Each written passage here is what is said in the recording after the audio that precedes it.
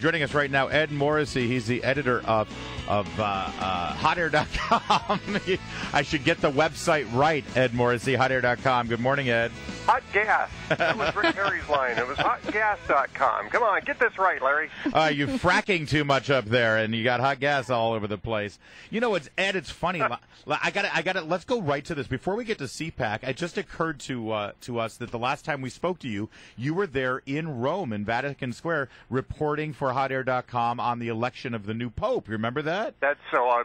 How could I ever forget that? That was, I think, the highlight of my professional career was that assignment, that 17 days in Rome. It was wonderful. So it's been a year. The Pope Francis is celebrating his one-year anniversary now. And what do you make of this last 12 months? The way this Pope has been portrayed in the media. He hasn't done anything, not one thing differently in terms of the church, in terms of faith, in terms of doctrine that his predecessor and any of his predecessors have done, and yet he is being portrayed by the media worldwide as this brand new revelatory voice for the church. Well, and I think that there is actually something to that, but just to get back to your first point, I think it was National Catholic Register had this great article that said 10 quotes that prove Pope Francis as a socialist.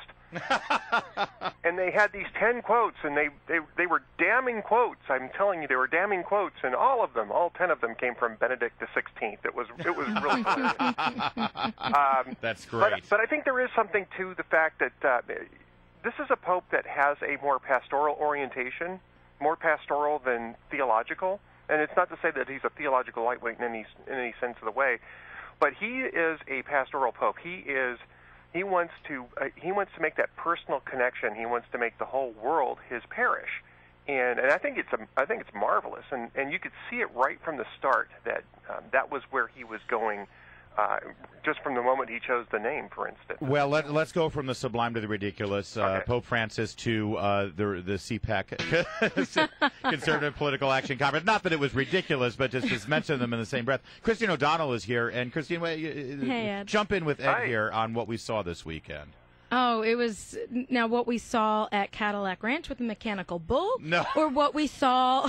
Wait a minute. Ed Morrissey, were you part of that scene as well? I was not, but usually when the bull is flying, I'm around someplace. Yeah. Well, what did you think of the candidates that we saw? This really is obviously a testing ground for presidential candidates, and I was surprised at the reception Ben Carson, Maryland's own Ben Carson, got. For me? Yeah, what do you think? Yeah, I mean, I think that I think it was everybody gets a good reception. You know, I remember when people were talking about Christie showing him. They're, is he going to get booed? Nobody ever boos a speaker at CPAC. Everybody gets at least a polite reception at CPAC. But yeah, I mean, I think that the reaction from the crowd showed that there was a very broad range of thought in the conservative movement, and it's very healthy to have that. Well, maybe that's our problem. Maybe we should start booing. We're too polite. We're too nice. Exactly. Come on, speak up. Well, what do you make of the fact that Mitch McConnell led off the conference? He's got a gun in his hand, and he's trying to. A lot of people were saying somebody's overcompensating a little bit here, Mitch McConnell. And then he turns to the New York Times and says, "Yeah, we're going to crush all these Tea Party candidates who are trying to primary Republican incumbents." Well, I think first off, there was a disaster that was avoided because he was going to come out and do a Charlton Heston moment. Yeah. But they did convince him not to say Soylent Green is people, and instead hold up the rifle. I think that he's letting his personal feelings get the best of him because obviously he's under a lot of pressure with the primary challenge that he's got in Kentucky. But CPAC is a little different from Tea Party events because you have a pretty strong Tea Party presence at CPAC, but it's a broader range of grassroots organizations, and again, I mean, I think it's good for CPAC to have that broader range. I mean, look how well Rand Paul did. 10 years ago, Rand Paul would have been an afterthought at CPAC, and here he is really one of the central voices. Yeah. And it shows that this is an event that actually can embrace a lot of different viewpoints and allow them to be expressed and allow the people to make up their own minds.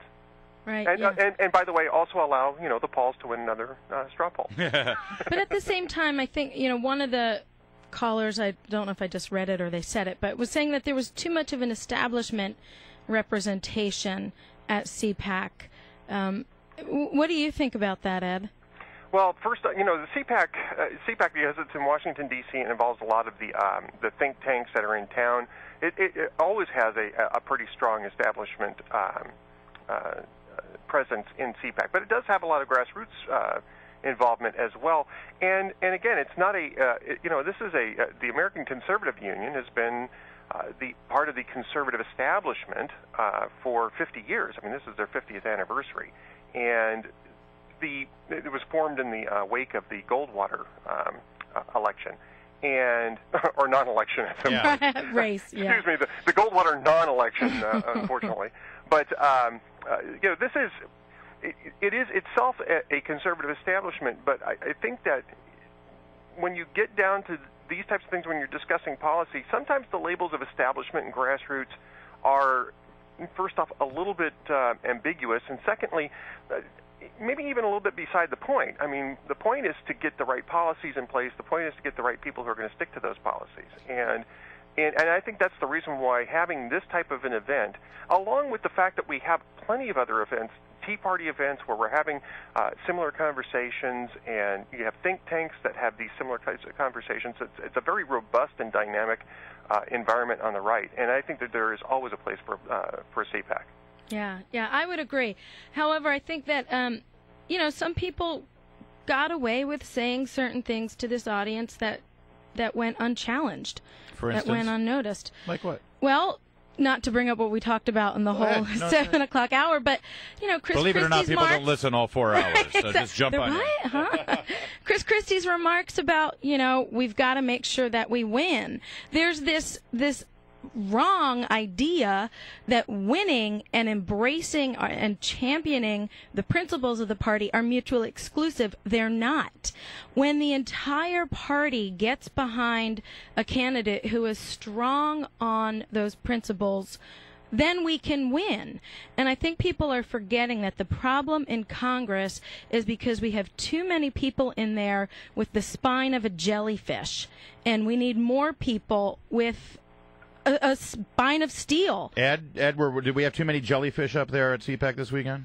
Well, I didn't see. No, I'm saying in Congress. In Congress. Sorry. I'm sorry. Okay. Yeah, I meant in Congress. I don't think you'll ever go wrong. I don't think you'll ever go wrong questioning the spine of people in Congress in either party. But but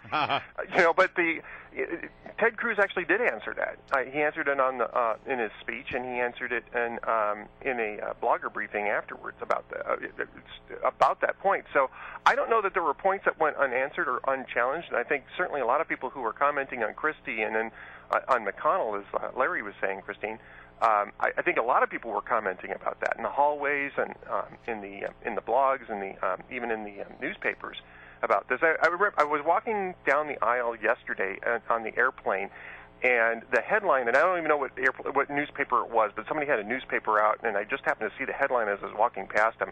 And the headline was, CPAC, a fractured conference or something like that, because everybody was arguing over these things. And so, I think that, I actually think that there was a pretty robust debate on these issues. And, and this great straw poll in which, the Pauls won again. I just simply can't get over their winning streak. It's just Thanks, Ed Morrissey, HotAir.com. We're going to have to start calling it the CPAC straw poll.